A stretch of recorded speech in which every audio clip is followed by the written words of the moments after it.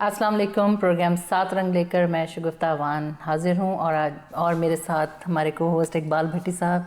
मेरी तरफ से आप देखने वालों को अस्सलाम वालेकुम। होप के वीक आपका अच्छा गुजरा होगा। एक नए मेहमान के साथ आए हैं तो शगुफ्ता जी तारुफ कराएंगे उनका।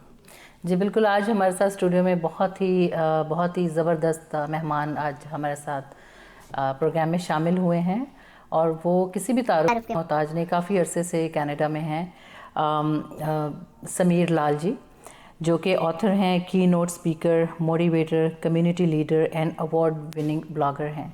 और आज हमने स्पेशली उनको एक ख़ास मकसद के लिए बुलाया है। उन्होंने एक बहुत ही प्यारी बुक लिखी है, मुझे वो टाइटल भी बहुत पसंद आया उस बुक का, और उनसे जानेंगे कि उन्होंने क्या सोच के ये नाम रखा, जिसका नाम है squeeze the orange, your Mantra for success. तो समीर लाल जी से आज हम पूछेंगे। बुक का थोड़ा सा मैं टाइटल आपको दिखाती हूँ। ये जी समीर लाल जी, नमस्ते, सत श्री अकाल, अस्सलाम वालेकुम, कैसे हैं आप? सब देखने वालों को भी नमस्ते, आप लोगों को नमस्ते। थैंक यू वेरी मच, आपने बुलाया। वेलकम, आप आज प्रोग्राम में तशरीफ़ लाए और हम शुरुआत करेंगे आपकी बुक से, फिर आपके बारे में थोड़ा जानेंगे, अपने ऑडियंस को बताएंगे।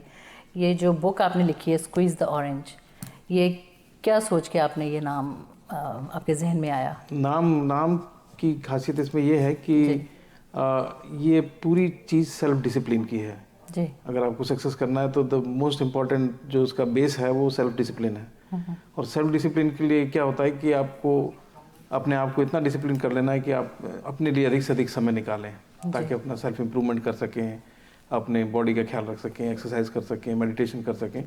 और उसके लिए बेस्ट टाइम होता है कि आप सुबह जल्दी उठ जाएं। जी। तो मेरा दिन शुरू होता है सुबह 4 बजे से।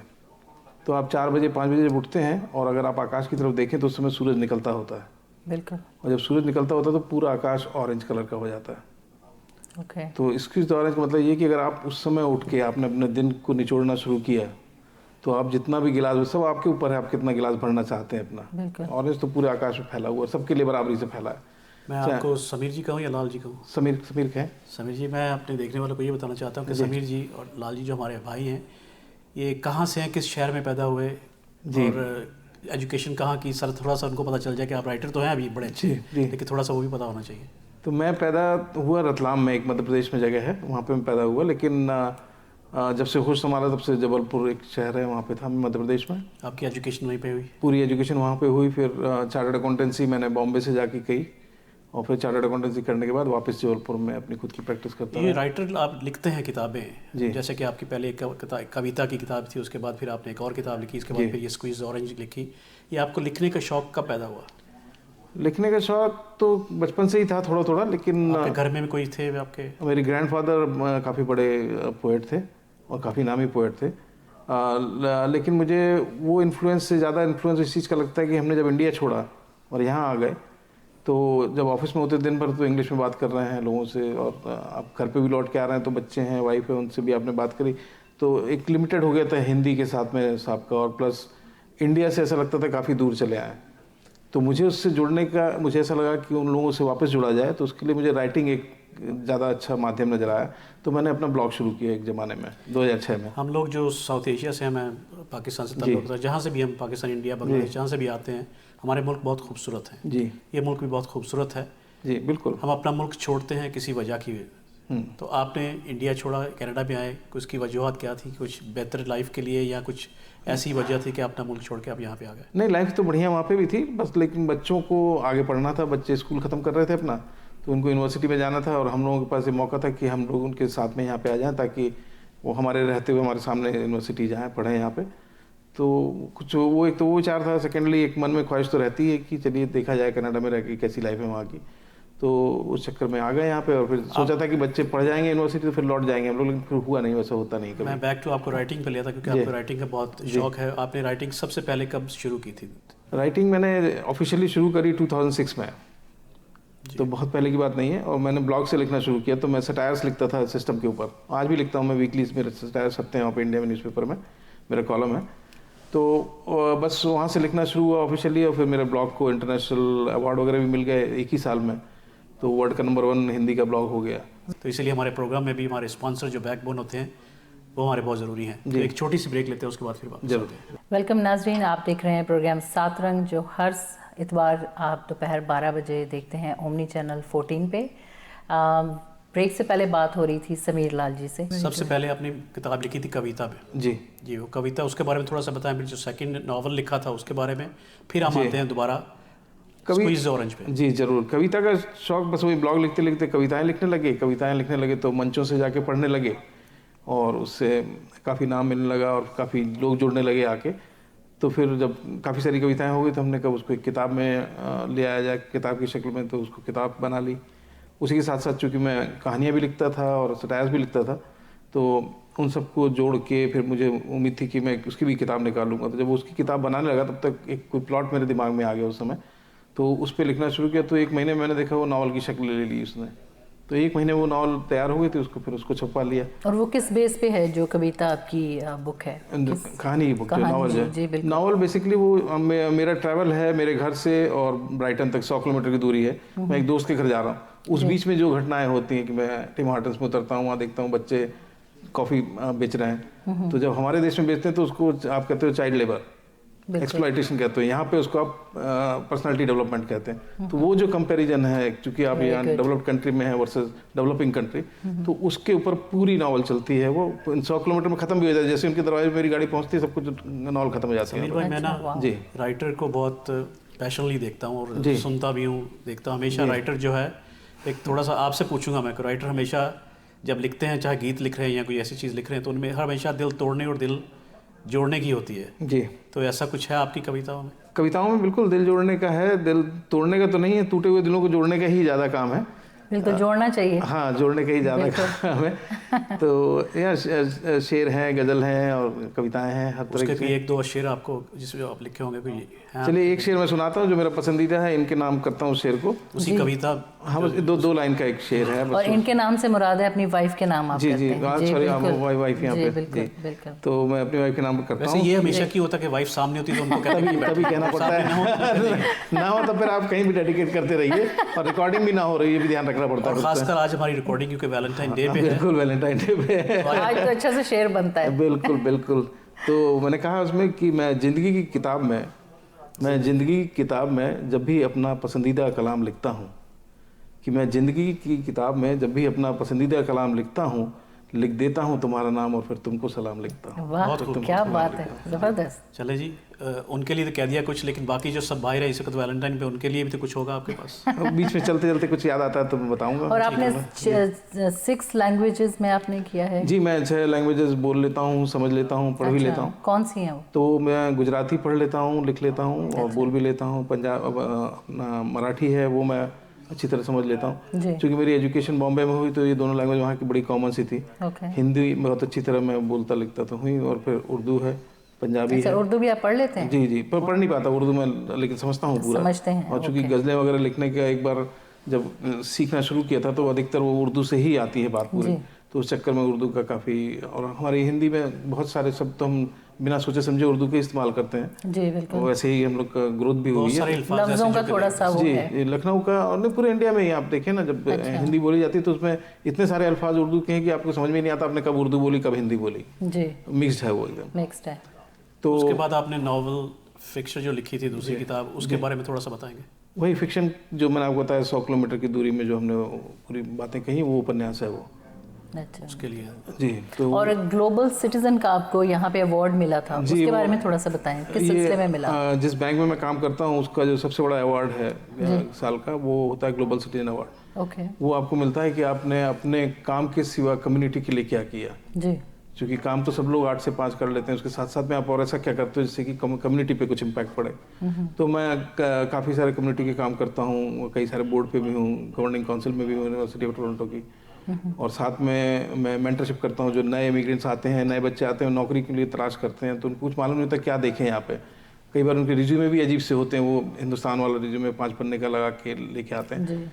तो मैं उनके साथ समय स्पेंड करता हूँ। हर सैटरडे संडे को सुबेरे मेरा कैलेंडर है, उसमें मैंने आधे घंटे के 6 स्लॉट बना रखे हैं, तो 2 दिन में 12 लोगों से मिल लेता हूँ। तो ये सारे बच्चे बुक करते हैं और लिंक्डइन के थ्रू मेरे पास आते हैं, फिर हम लोग उनसे बातचीत करते हैं। उनको बेसिकली थोड़ा सा गाइडेंस ही चाहिए होता है, लेकिन उसी चक्कर में वो जुड़ जाते हैं मेरे साथ में जी। और फिर बार बार उनके गाइडेंस करते करते वो लोग फिर कहीं जॉब में जब चले जाते हैं जी। तो मैं कोशिश करता हूँ कि फिर उनको बोलूँ कि अब तुम मेंटरशिप करना शुरू करो, तो इस ढंग से काफ़ी बड़ा नेटवर्क बन गया है। तो जिनका भी जॉब लग जाता है तो उनके अंदर वो कॉन्फिडेंस आता है कि अब वो लोगों को बता पाएँ इस चीज़ों को। तो उस तरह की कम्युनिटी सर्विसेज प्लस हमारी जो हिंदुस्तानी कम्युनिटी है उनके लिए समय समय पे तरह तरह के फंक्शन करना, तो इन सब को मद्देनजर रखते हुए फिर हमारे जो बैंक है उसने डिसाइड किया कि इस साल का ग्लोबल सिटीजनशिप अवार्ड वो आपको दिया वो जाए। मुझे दिया जाए। वेरी तो नाइस। वही है। ये आपने कम्युनिटी सर्विस तो कर ली, घर में भी सर्विस है? बिल्कुल पूरी फुल फ्लेज सर्विस है। कनाडा में आके खासकर उसका सर्टिफिकेट तो जी जी, उसका सर्टिफिकेट नहीं मेरे पास, तो उसकी चैनल है पूरी, मेरी खुद की यूट्यूब चैनल है यूएफओ किचन के नाम से, वेरी गुड। और उसमें 200 से ज़्यादा इंडियन रेसिपीज़ हैं, तो वो मैं कुक करता हूँ। और खासियत उसमें ये कि मेरी जो वाइफ है वो उसको रिकॉर्ड करती हैं। अच्छा, वो भी सपोर्ट करती वो हैं बहुत बड़ा सपोर्ट है। वो Very अपने आप nice. में रिकॉर्डिंग कोई नहीं करेगा तो मैं बना के करूँगा क्या, और मेरी आदत ऐसी पड़ गई है मैं खाना बनाता ही तब मुझे जब रिकॉर्डिंग हो रही होती है। उन्होंने आपको वो एक हो जाता है इंसान उन्होंने को। आपको खाने पे लगा दिया कि आप बनाएं ताकि वो बनाने जी नहीं वो मुझे शौक भी है खाना बनाने का, तो इसलिए। Very good. शौक से क्या खाते हैं आप, कि क्या किस चीज़ को पसंद करते हैं, किस तरह का खाना? अब नहीं, दोनों पसंद करते हैं, वेजिटेरियन नॉन वेजिटेरियन, बट ज़्यादातर तो हाँ नॉन वेजिटेरियन बन जाता है चिकन वगैरह, बट पसंद मुझे दोनों ही हैं खाने, वेजिटेरियन भी और नॉन वेजिटेरियन भी। जी। लाइफ में जब आप राइटिंग नहीं करते या अपनी पहलू से बाहर निकलते हैं तो किस चीज़ को पसंद करते हैं?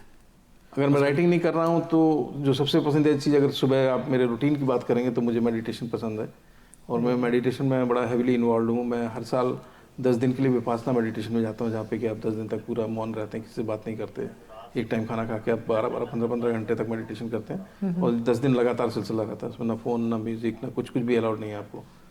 तो वो मैं हर साल लगभग चला जाता हूँ उसमें 10 दिन के लिए, तो वो पूरा साल मेरा रीसेट कर देता है उस तरह, पूरे आप अपने आप को रीप्रोग्राम कर सकते वीर हैं। जी आपसे बहुत अच्छा लग रहा है जी। सुन के, ये आप लाइफ जो लिखे हैं राइटर खासकर बहुत कम आते हैं हमारे पास यहाँ पे, जी जी और ज़िंदगी में वक्फा बहुत ज़रूरी है जी तो इसलिए हमारे प्रोग्राम में भी हमारे स्पॉन्सर जो बैकबोन होते हैं वो हमारे बहुत ज़रूरी हैं। तो एक छोटी सी ब्रेक लेते हैं, उसके बाद फिर बात जरूर करते हैं। जरूर। वेलकम नाजरीन, आप देख रहे हैं प्रोग्राम सात रंग, जो हर इतवार आप दोपहर 12 बजे देखते हैं ओमनी चैनल 14 पे। ब्रेक से पहले बात हो रही थी समीर लाल जी से। समीर जी, मुझे एक आपकी बात बहुत अच्छी लगी कि आप कुछ लोग होते हैं उनकी आदत होती है प्रीचिंग करनी, लोगों की हद तक उनको सिर्फ बताना, खुद प्रैक्टिस नहीं करनी। लेकिन आप कहते हैं कि आप जो प्रीच करते हैं आप उसको प्रैक्टिस भी करते हैं, तो उसके बारे में थोड़ा सा बताइए हमारी ऑडियंस को। मैं ज़रा इनको थोड़ा सा रोक लूँ ज़रा, हाँ जरूर। क्योंकि हमारी भी तो नाक जो थोड़ी है। हाँ हाँ बिल्कुल। इतनी अच्छी बातें उन्होंने इतनी देर तक की है, तो आपको एक बात अच्छी लगी है? नहीं, सारी बातें अच्छी हैं, लेकिन ये मुझे इंटरेस्टिंग लगी थी, क्योंकि ज़्यादातर मेजोरिटी में लोग क्या करते हैं कि वो लोगों को कहते हैं, खुद प्रैक्टिस नहीं करते हैं। जी जी बिल्कुल तो सही। ये प्रैक्टिस भी करते हैं। ठीक है जी जी। तो अच्छा लेसन मिलेगा हमारे।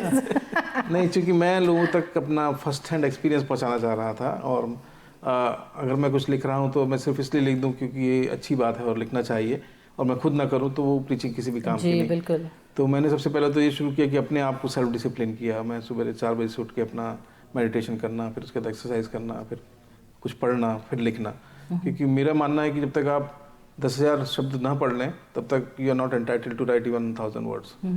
आपको 10,000 शब्द पढ़ने ही पड़ेंगे, तभी आप जान पाएंगे कि अच्छा क्या होता है, बुरा क्या होता है। बुरा पढ़ना भी जरूरी है ताकि आपको मालूम हो कि बुरा कैसे लिखा जाता है, जी। तो आप उससे अच्छा लिख पाएँ। समीर भाई, आपने बहुत सारी चीज़ें स्क्वीज ऑरेंज में लिखी हैं लाइफ के बारे में, जी।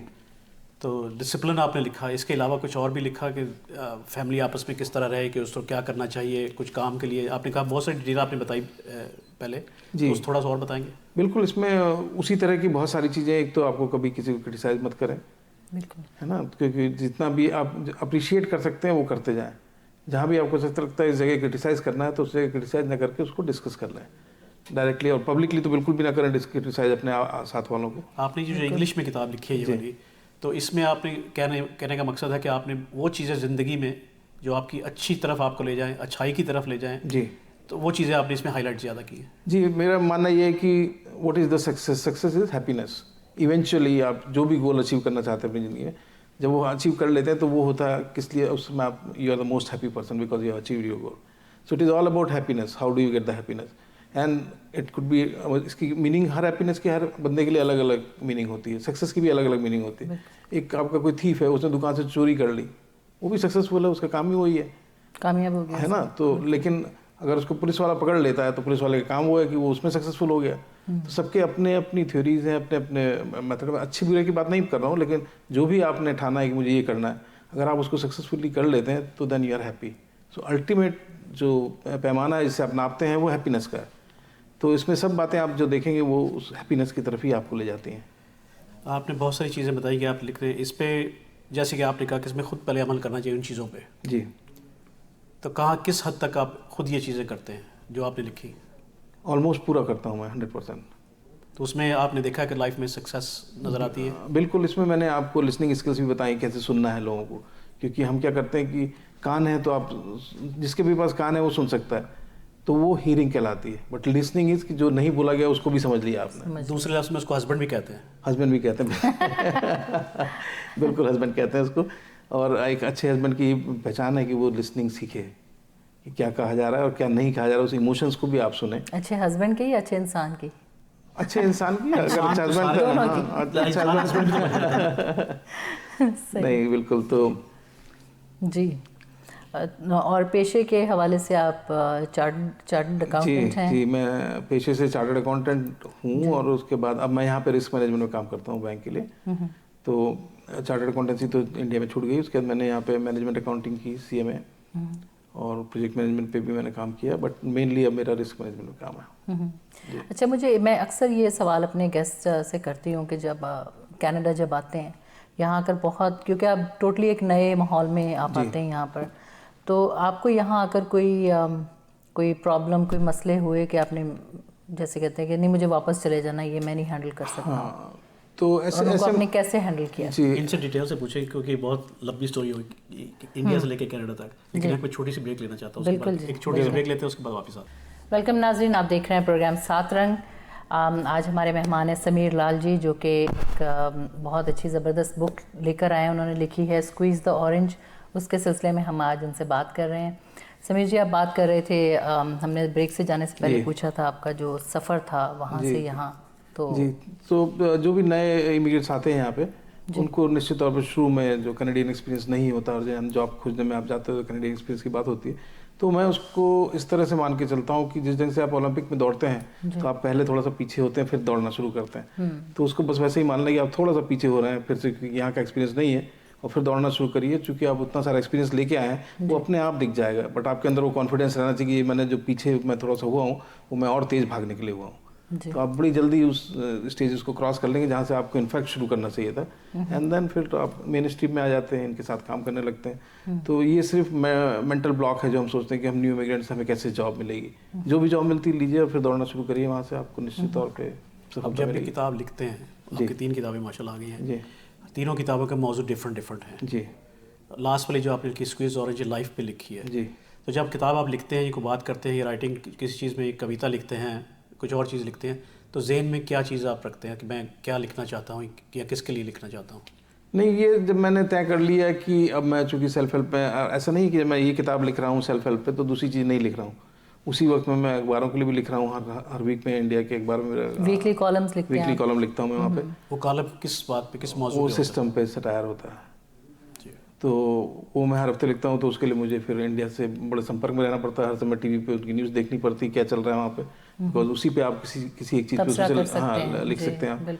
फिर तरह तरह के कवि सम्मेलन हमारे होते रहते हैं, मुशायरे होते रहते हैं, तो उनमें गज़लें पढ़ना है, शायरी करना है, कविताएं पढ़नी है, वो भी लिखता हूँ। तो सब कुछ मिक्स चलता रहता है हर रोज़। लेकिन जब ये मैं किताब लिख रहा था तो एक मैं हर चीज़ के लिए समय फिक्स कर देता हूँ। तो इसके लिए समय फिक्स था कि सुबह 6 से लेकर 7 बजे तक मैं ये किताब लिखूंगा। अच्छा, तो मैं वो ब्लॉक कर देता हूँ टाइम। उस जब आप ब्लॉक वो आप करते थे? हाँ, हर रोज। तो जब आप ब्लॉक कर देते हैं टाइम, तो फिर आप उस समय और कुछ नहीं करते, वही करते हैं। एक मैं राइटिंग के मौजूद पे आपसे एक सवाल पूछूंगा जो कि मेरे ज़हन में भी आता है, खुद में मैं कभी थोड़ा बहुत लिखता हूँ जी।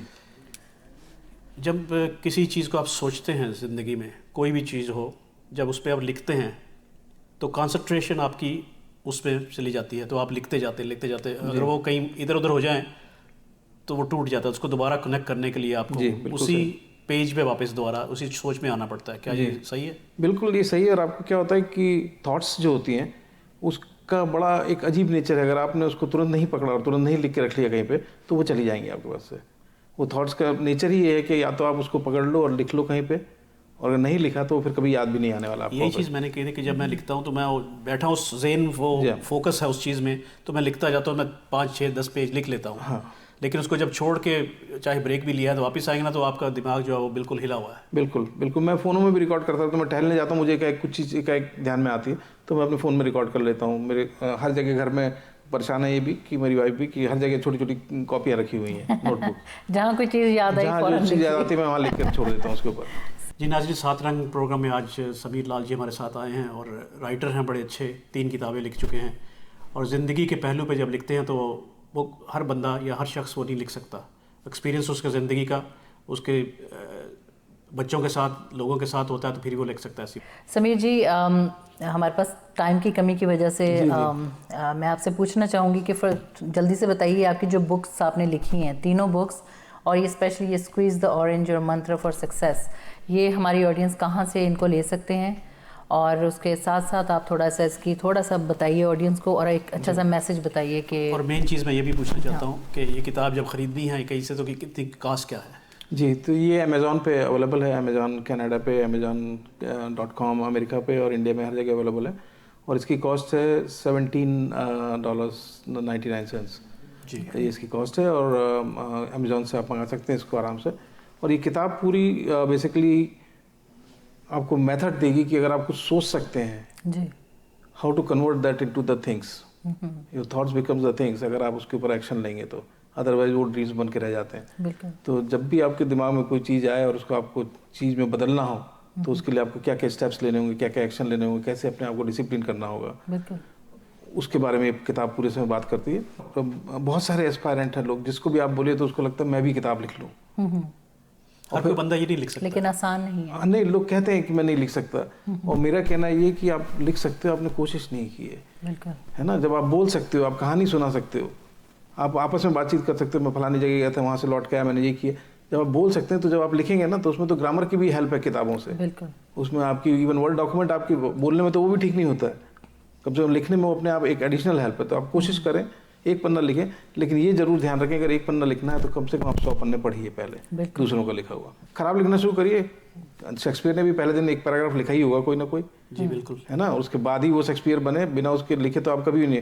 तो जब आप खराब लिखें, अच्छा लिखें, जब लिख देंगे उसके बाद आप पब्लिक को डिसाइड करने शुरुआत दीजिए। तो करें ना काम की। पब्लिक को डिसाइड करने दीजिए, वो तो पाठक डिसाइड करेगा, आपको तो लिखने से मतलब है, आप लिख के डालते जाइए। कहते हैं ना, जिंदगी में ठोकर खा के तो फिर समझदार भी। बिल्कुल तो बिल्कुल। इसी तरह के लिखेंगे, कुछ गलत लिखेंगे, लेकिन आखिर में कुछ ऐसा लिखेंगे जो आपकी समझ में भी आएगा और अपने आप में फील प्राउड करेंगे। बिल्कुल बिल्कुल। समीर लाल साहब, बहुत शुक्रिया आपका 7 रंग प्रोग्राम में तशरीफ लाने का, और आपसे बातें होती रहेंगी। जी जरूर। आखिर में कुछ और पैगाम देना चाहे हमारे देखने वालों को? तो आप फेल तभी होंगे जब आप फिर से कोशिश करना बंद कर देंगे। तो आप कोशिश करते रहें, फेल होते रहें, जितनी ज़्यादा बार फेल होंगे उतना ज़्यादा आपको सक्सेस के चांसेस बढ़ जाएंगे, क्योंकि जब आप सक्सेसफुल हो जाएंगे तो आपको मालूम है क्या नहीं करना चाहिए बनस्पत की क्या करना चाहिए सक्सेसफुल। बहुत शुक्रिया एक दफ़ा। और जैसा कि प्रोग्राम के एंड में हम कहते हैं, अगर आप अपना बिजनेस प्रमोट करना चाहते हैं या प्रोग्राम में शिरकत करना चाहते हैं तो स्क्रीन पे दिए गए आप नंबर और ईमेल एड्रेस पे आप हमसे कांटेक्ट कर सकते हैं। प्रोग्राम जो है वो इतवार को 12 बजे आता है और ट्यूसडे को 1 बजे और 1:30 को थर्सडे को ये प्रोग्राम आप देख सकते हैं चैनल 14 रॉजर्स केबल पर। बहुत शुक्रिया आपका। इसके साथ ही मैं आपसे इजाज़त चाहता हूँ, इकबाल भट्टी। इंशाल्लाह अगले हफ्ते एक और फिर नए मेहमान के साथ हाजिर होंगे। तब तक अल्लाह ताला आप सबका हामी नासिर। मुस्कुराते रहें और अपनी मुस्कुराहटें दूसरों में बांटते रहें।